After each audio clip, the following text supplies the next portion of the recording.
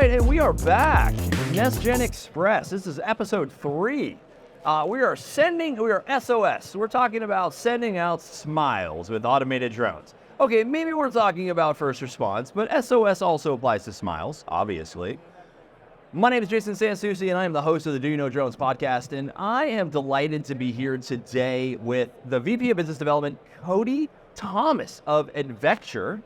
And we're going to be talking about a lot of different fun today, but I'm going to start just welcoming you to the show. Thanks for having me. It's great to see you. It's been a while. It has been a while. It's really good to have you here, man. Yeah, I appreciate the invite and pretty excited to have a little combo with you about public safety. This is going to be fun. Okay, this is going to be fun. This is going to be a lot of fun. Let's have a little combo. Let's start with like a very serious question. All right, super serious question. So, do you know, in your knowledge in the public safety realm for drones for first responders, has a drone ever tried to deliver emotional support? Maybe like in the form of like an uplifting GIF, something like that? That's a good question. I can't say I've ever seen that. I have seen drones with little googly eyeballs people put on. Ooh, yeah. Scare away birds out there.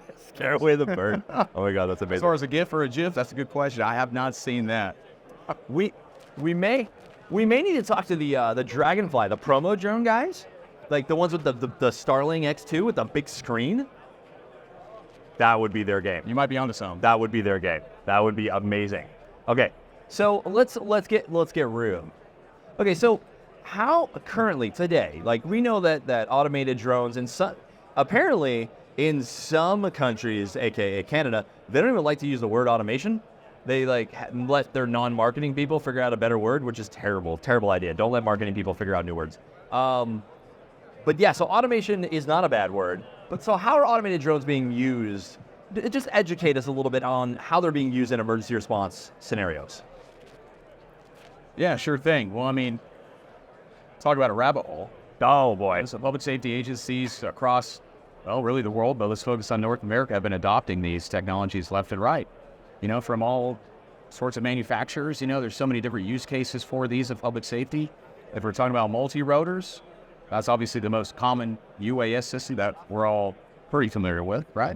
So absolutely. Throwing up, whether it's a DJI, an Ontel, a Skydio, whatever, these drones are able to fly maybe in the rain and search for somebody that's missing out there in the forest.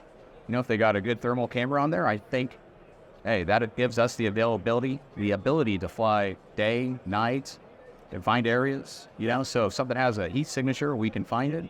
If there's a lost dog in a cornfield, they can find that as well. So there have been They'll also find lots of deer. Lots of deer. So much deer. There's lots of missing dogs that I've been seeing people use drones to pinpoint their golden retriever out there in the fields, but public safety agencies have been relying on these so heavily now. Yeah.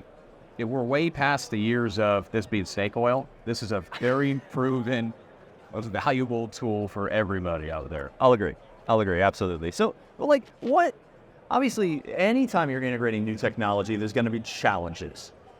You have to take baby steps. You have to make sure that the education's there, the use case is there, the training is there, the technology is there, and the regulations are there. Everything all comes together.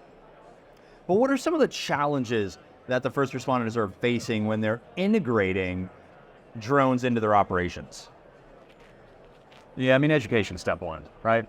We have to understand what the use case is, number one, and geography is a part of that. If they're in Alaska, maybe this is going to be a different setup than somebody in Florida, for example.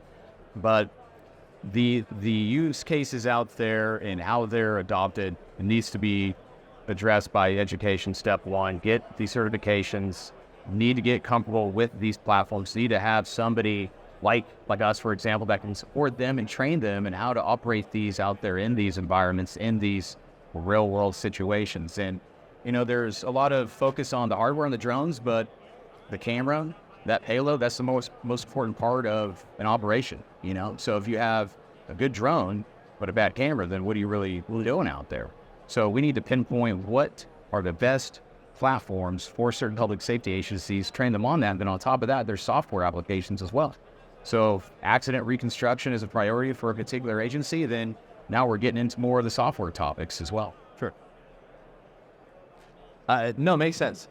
So And great answer. No, I appreciate that. I mean, I love when anyone uses education over and over again. It's huge. It's just huge. And because there's a challenge related to that as well.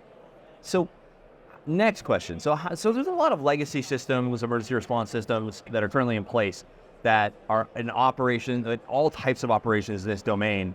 Drones are kind of coming to the table. Are they currently, so how are they sort of integrated and communicate with those systems today? How do drones communicate with those real-time systems today? Can you give me an example of? So I mean, I'm just trying to think, like, you have like the incident response truck that rolls up, right? You've got that, it's fully kitted with comms, you've got telemetry and control, you've got like, all of sort of the real-time situational awareness tools that are already in action. And that's just at the lowest level of the agency. There's probably, if you're talking to FEMA or the Geospatial Intelligence Team, NGA, like they're bringing maps, they're bringing these. So there's all of these people that already sort of respond depending on the level of the situation. Drones are a new tool. How does that current tool integrate with some of those existing technologies? Does that make sense? Is that better? Yeah. Okay. No, that makes sense. I appreciate that. Yeah, and once again, technology is evolving all the time. And what we're seeing now is we're seeing a lot of inspiration pop up with so many public safety agencies. They're coming up with interesting ways of incorporating new bits of technology onto already existing platforms. So here's a basic answer for you. So the particular fire agency in California wants to have a tethered drone solution on their fire truck. Yeah. They want to fabricate a whole little box deal and put a tethered solution in there, and then whenever they go out to respond to an incident, they can throw up a drone and have it tethered from the top of their fire truck. Yeah. So, I mean, they're integrating hardware onto already existing hardware, in a way, but it's interesting how everybody's trying to mesh all these things together, if you will. The software side of things, when, say, Highway Patrol or a sheriff or a police department, they arrive to an accident, they typically in the past, there's photos involved, that eventually you got to get everything off the road, if you will, right? So we can throw up a drone, even at night with the right lighting systems. You can light everything up and you can map everything really quickly and have everything digitally archived in there for evidence. Sure. So instead of using the old Sony cameras, which are still used as well on the ground, now we can adopt an aerial application and even say a ViDoc as well from Pix4D. That's handy. You can take that, you can do a little orbit around something physical out there and map it out, and then that's thrown into their system for evidence. And the courts are, and I've been a part of a few litigation processes, and the courts are seeing drones as an incredibly valuable tool. That makes sense. Because it's a new perspective. Right.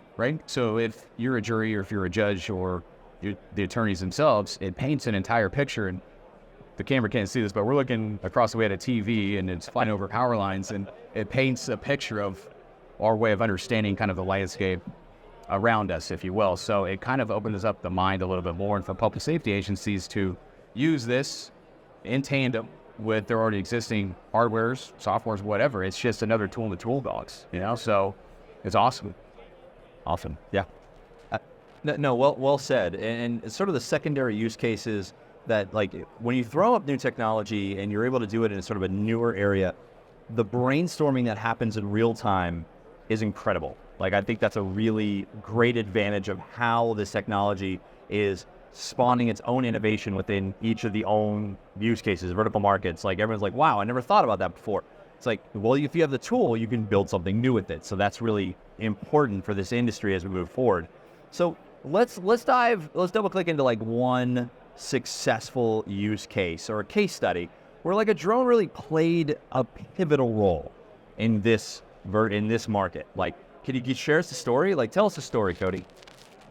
Yeah, so this actually just happened about not even a week ago. Oh, man. A law enforcement agency in Northern California. Okay. They had been tracking this suspect for a while. He had a warrant out, and they were trying to pin him down, and he kind of kept getting away or spotting a vehicle and would go to a new location. It'd take the cops a few more days to try and find this guy. And so they ended up tracking him down at a house. Okay. He escaped out the back and ran through a field. Right. And so this is at night. The police officers on the foot didn't know where he's at, which direction he went, but they have a drone. So they threw up, I believe it was a Mavic 3 thermal, threw it up, they sent it out over the field, and they pinpointed them just like Fast. just like that. So Wow. then, by one officer throwing that drone up in the air and understanding where he's at in relation to the house, it's on his radio, says, hey, the suspect is right out the back, out in the field, maybe 200 yards into the field. So-and-so, you guys are over here, maybe go on the north side of the field, come into the side, whatever. But they were able to lock him in, and they went right up to him. That drone just hovered over his position the entire time, and there was nowhere he could go. Oh, man. Bad boys, what you gonna do? What you gonna do? Drone hover over you. Okay. Yeah, no, it's good. Sorry. You never know what's going to happen here on NestGen Express. Cody, that's really kind of all the questions I had for you today, but I really appreciate you joining us. It's always a pleasure. It's great, always great catching up. And I think this technology, I mean, I would just wish you guys the best of success and everything that's going on, especially within this particular vertical market. You guys, I know you're crushing it, so just keep doing your thing, man. Thanks for being on the show. Appreciate it. Thank you. Absolutely. Right on, brother. Thanks, man. Yeah, absolutely. That was fun.